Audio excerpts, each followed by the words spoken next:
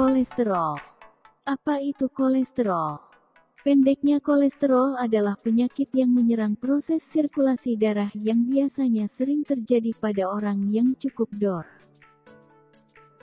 Hal ini dikarenakan kolesterol membutuhkan waktu yang bisa dibilang jauh dari kota singkat untuk terus melakukan penumpukan lemak kolesterol, atau dalam bahasa kedokteran yaitu loop. Penumpukan tersebutlah yang kemudian akan mempengaruhi proses sirkulasi darah pada saluran pembuluh darah. Penderita penyakit ini biasanya merasakan efek samping seperti lemas, sering sakit kepala, dan mengantukkan.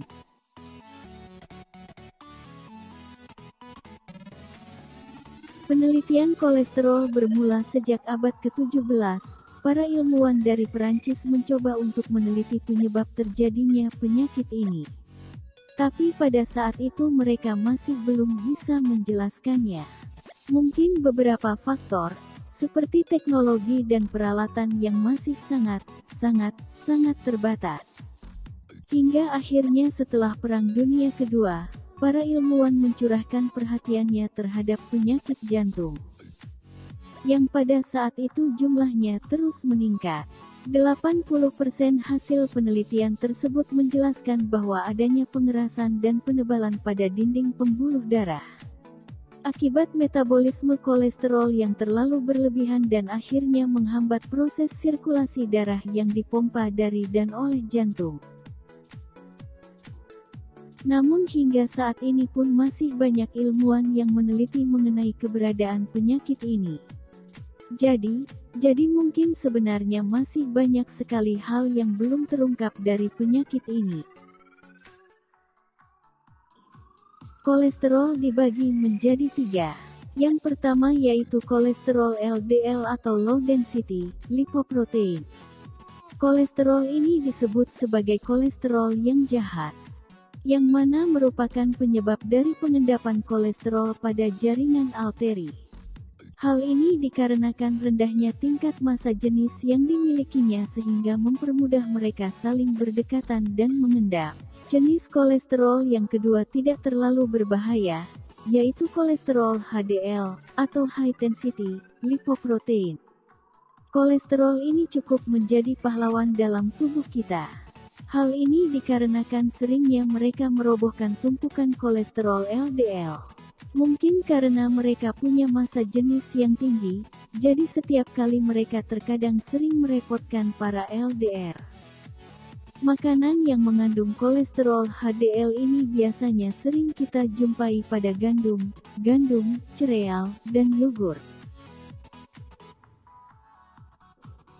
Dan yang terakhir adalah kolesterol trigliserida.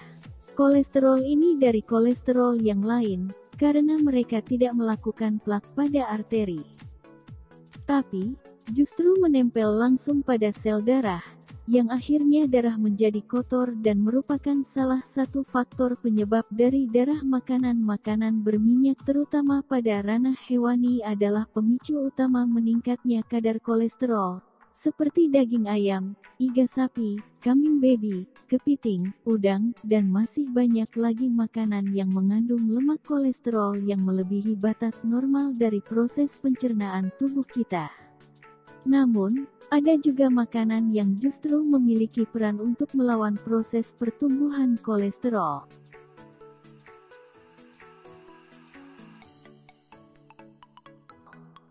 Seperti jeruk nipis, jamu biji, mad, lemon, teh hitam, jahe, beras merah, bayam, dan lainnya.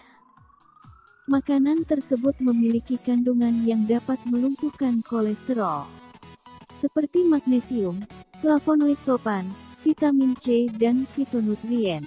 Tapi yang pastinya membutuhkan waktu yang cukup lama untuk menurunkan kadar kolesterol.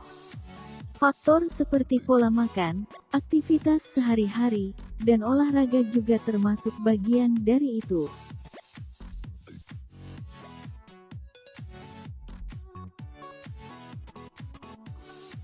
Penyakit kolesterol merupakan penyakit yang diam, tapi membunuh atau silent killer. Kolesterol bahkan menduduki peringkat ketiga dari subjenis penyakit yang mematikan. Jadi mulailah mengurangi makanan yang berminyak, dan menjalani hidup yang lebih sehat. Karena mencegah lebih baik daripada mengobati. Begitulah beberapa hal yang kami tahu mengenai kolesterol. Bagaimana menurutmu? Apakah kamu punya pendapat atau asumsi lain mengenai kolesterol?